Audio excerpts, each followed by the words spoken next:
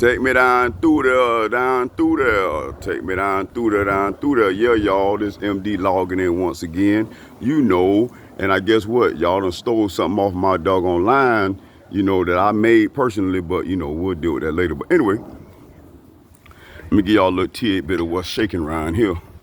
Now, any real carpenter or builder knows that what I'm looking at right now is that floating rafter, right? It's part of the framing, correct? Okay, now I'm trying to replace this rotted wood. Y'all should see what I took out, but you know, that's another thing. But that should be self-explanatory. So, you know, you can imagine what all this mess was about.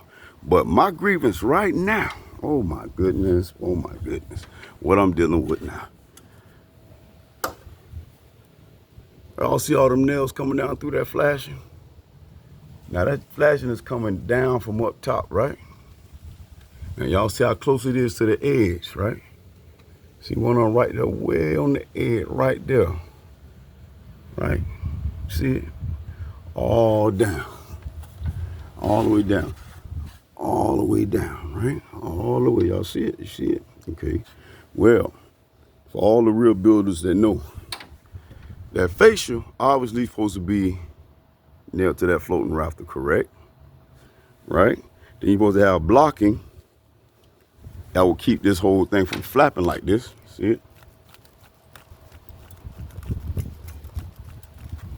Now that's the deck of the roof now. Okay, so now let's see what the problem must be. All right. One, that fascia board is supposed to be actually attached to the floating rafter. Correct? My true builders and brothers out there. Right? Two, those nails is not supposed to be close to the actual corner of the drip edge, correct? Because obviously, if there is by some way, you know, a hurricane come down here in South Florida, you know, and that doggone flap start to flap a little bit because somebody, the roofer didn't do his job and actually bull and membrane it. And you know you're not supposed to go all the way to the edge anyway, or it'll be a messy job. But at the end of the day, you're not supposed to have no nails close to the corner. You're supposed to have the nails further into the roof line, right on the edge, no more than maybe an inch or 2 inches away from the actual finished edge of the drip edge, right? So if you nailed that, and the only thing was holding up the actual fascia, which is obviously, you know, 2-inch by 8-inch cedar, right? It was coming through the actual drip edge, nailed, holding up the fascia.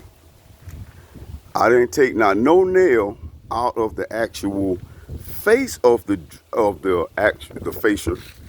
There was no nails in the face of it going into the actual framing.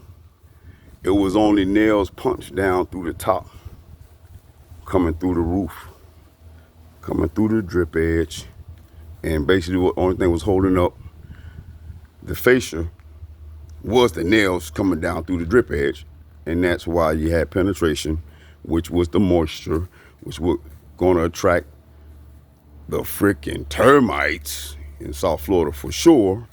It's the reason why all this was rotted out and all around the front, and maybe that house might have been done right. MD out.